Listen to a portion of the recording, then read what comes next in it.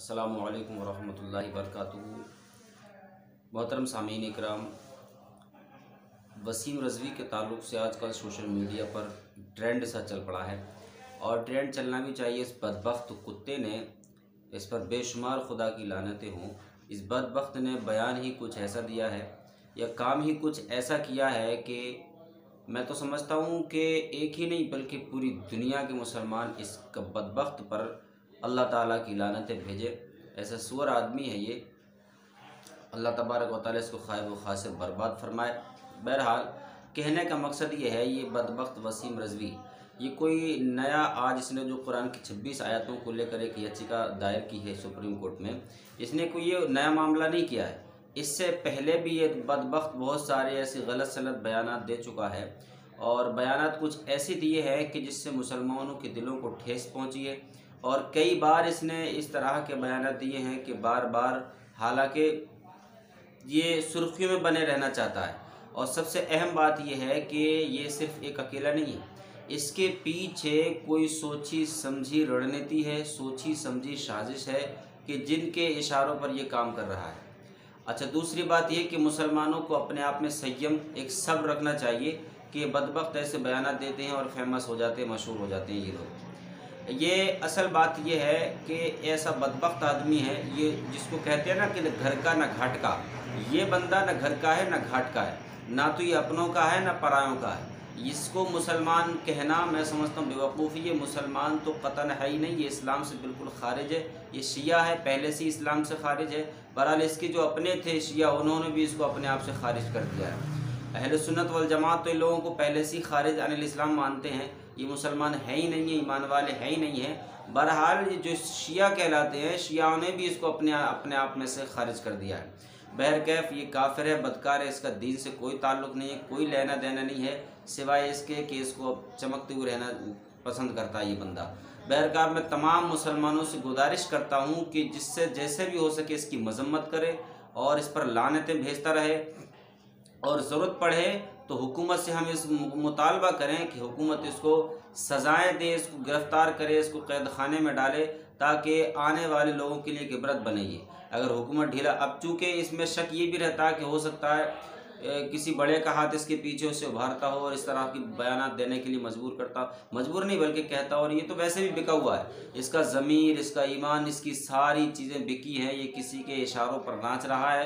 बहरहाल नाचने दो, मगर प्यारे जब अल्लाह की मार पड़ती है तो अच्छे अच्छे बर्बाद हो जाते हैं।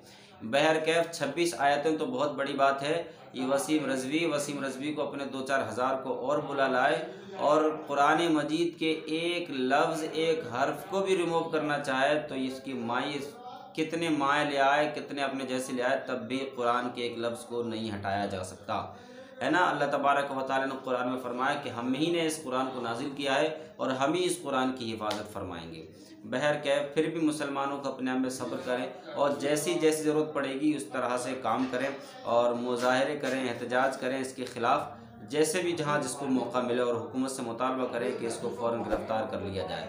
बहरहाल अल्लाह तबारक, इसके वसीम रज़वी का जो बयान है वो उसको सुन लीजिए, मैं वीडियो के अंत में लगा देता हूँ, आप सुने और थोड़ा सा इस पर लानत भेजें। अल्लाह ताला हम सबों को सही माना में शरीयत इस्लामी समझने की तौफीक अता फरमाए। अस्सलामु अलैकुम। सुप्रीम कोर्ट में जनहित याचिकाएं तो कई दाखिल होती हैं, लेकिन एक ऐसी जनहित याचिका आई है जो शायद इससे पहले दुनिया भर में कहीं नहीं आई होगी।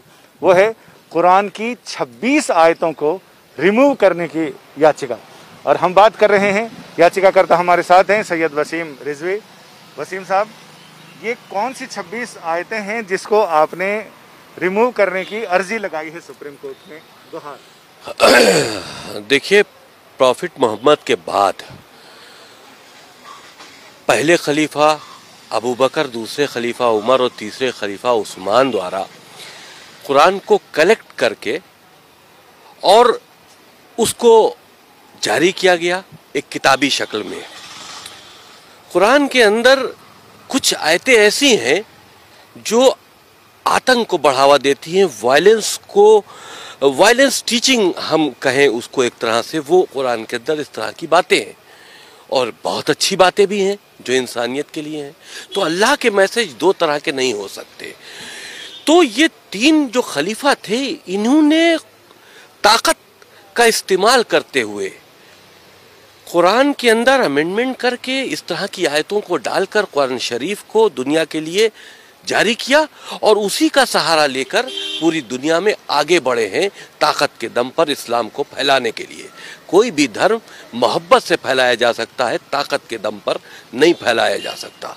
और इस वजह से आज इस्लाम को फैलाने के लिए जो कुरान के अंदर अमेंडमेंट किए गए थे, जो इस तरह के मैसेजेस डाले गए थे, जो वायलेंस को बढ़ा रहे थे, जो जुल्म व ज़्यादती कर रहे थे, आज उसका फ़ायदा आतंकवादी उठा रहे हैं। मदरसों के ज़रिए आम मुसलमानों के बच्चे उसको पढ़ रहे हैं और उनका जहन जो है वो कट्टरपंथ की तरफ बढ़ रहा है। तो ये बहुत नुकसानदेह, बहुत सी ऐसी बातें हैं जो हमने अपनी पहल में लिखी हैं, लेकिन क्योंकि अभी हमने PIL दाखिल की है, कोर्ट में पेंडिंग है, वो बातें हम खुलकर नहीं बता सकते। लेकिन हमें उम्मीद है कि ये चीज़ें कोर्ट को इसमें इंटरफेरेंस करना चाहिए। हमारी देश की सुरक्षा से जुड़ा मामला है। इन 26 आयतें जो वायलेंस की टीचिंग है इस्लाम के अंदर, जो पूरी दुनिया में आतंक का सबब बनी हुई हैं, इनको कुरान से रिमूव होना चाहिए। आपको लगता है कि कोर्ट ऐसे संवेदनशील मामले में, जिसमें एक फेथ से जुड़ा हुआ मामला है, उसमें मुदाखलत करेगा? ये मामला फेथ से जुड़ा नहीं है, फेथ से जुड़ा हुआ होता है इंसानियत का मामला। किसी का कत्ल कर देना फेथ से जुड़ा मामला है? आप अगर इसको फेथ से जोड़ लेते हैं तो हमको इजाजत दीजिए कि हम काफिरों का कत्ल कर दें। तो ये फेथ से जुड़ा नहीं है, ये वायलेंस टीचिंग है। ये एक तरह से आतंकी गतिविधियों में मुसलमान बच्चों को लिप्त करने की बात है और उसका सहारा कुरान मजीद से लिया जा रहा है। बहुत सी अच्छी बातें हैं कुरान मजीद में। हम तो कहते हैं कुरान मजीद को हम बैन करने की बात नहीं करते। उसके अंदर जो वायरस खलीफाओं ने डाला है इस्लाम को आगे बढ़ाने के लिए ताकत के दम पर, उसको रिमूव करो, क्योंकि आज उसका गलत फायदा उठाया जा रहा है और मुसलमान बच्चों को आतंकवाद की तरफ लिया जाया जा रहा है। तो आपको लगता है कि जो किसी ज़माने में इस्लाम की ताकत के बल पर इस्लाम को फैलाने की बात की जा रही थी, आज वही इस्लाम को कमज़ोर कर रहा है? जो बुनियादी शिक्षाएं हैं इस्लाम की इंसानियत के भले के लिए, जाहिर सी बात है जिस वक्त ये कुरान के अंदर अमेंडमेंट करके इस तरह के अल्लाह के नाम से मैसेजेस डाले गए जो हमने चैलेंज किए हैं, उस वक्त तो उनका मकसद यही होगा कि हम इसको अपनी ताकत से जोड़ें। अल्लाह के मैसेज के नाम पर जिहाद क्या है? ये उस वक्त जिहाद था कि इस्लाम को फैलाना था। आज वो जिहाद का गलत इस्तेमाल हो रहा है, आतंकवादी जिहाद का इस्तेमाल कर रहे हैं। तो उस वक्त तो इस्लाम का दायरा बढ़ाने के लिए ये काम किया गया था, लेकिन आज इस्लाम उसी से बदनाम हो रहा है।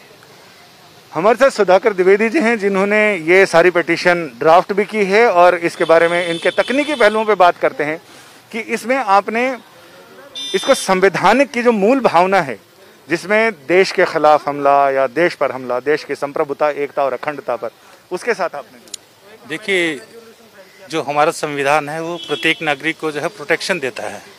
तो उसी प्रोटेक्शन में जो है कोई भी ऐसी टीचिंग नहीं हो सकती जिससे कि आतंकवाद की पढ़ाई हो, जिससे कि आतंकवाद को एजुकेट किया जाए। तो ऐसे किसी भी धर्म में, ऐसा नहीं कि केवल मुस्लिम धर्म में, किसी भी धर्म में इस तरीके की कोई भी टीचिंग हो तो उसको चैलेंज किया जा सकता है। और हमारा संविधान इस चीज़ का अधिकार देता है कि अगर देश के खिलाफ कोई प्रॉक्सी वॉर के लिए कोई टीचिंग हो रही हो, चाहे वो स्कूल एजुकेशन हो या किसी भी तरीके की एजुकेशन में हो, तो उसको रिमूव करने का हमारा राइट है। और दूसरा कि इस्लामिक आतंकवाद इसमें सबसे ज़्यादा आगे जो है रहा है शुरू से पूरे विश्व में, और उसका सबसे ज़्यादा भुक्तभोगी जो है वो हिंदुस्तान रहा है। इसलिए हम लोग इसको इंडिया की सुप्रीम कोर्ट के अंदर इसको हम लोग चैलेंज कर रहे हैं, क्योंकि इससे रिलीफ जो है वो सुप्रीम कोर्ट दे सकती है और कोई रिलीजियस वो नहीं दे सकते। और इसमें कोई रिलीजियस इशू नहीं है, ये कोई धार्मिक उसको हमने कोई चैलेंज नहीं किया है।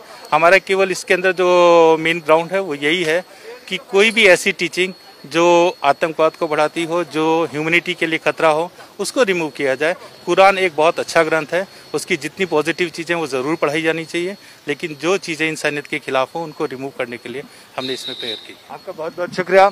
अमूमन इस तरह की याचिकाओं में कोर्ट ये कहता है कि आप अप्रोप्रिएट प्लेटफॉर्म पर इस मामले को लेकर जाएं।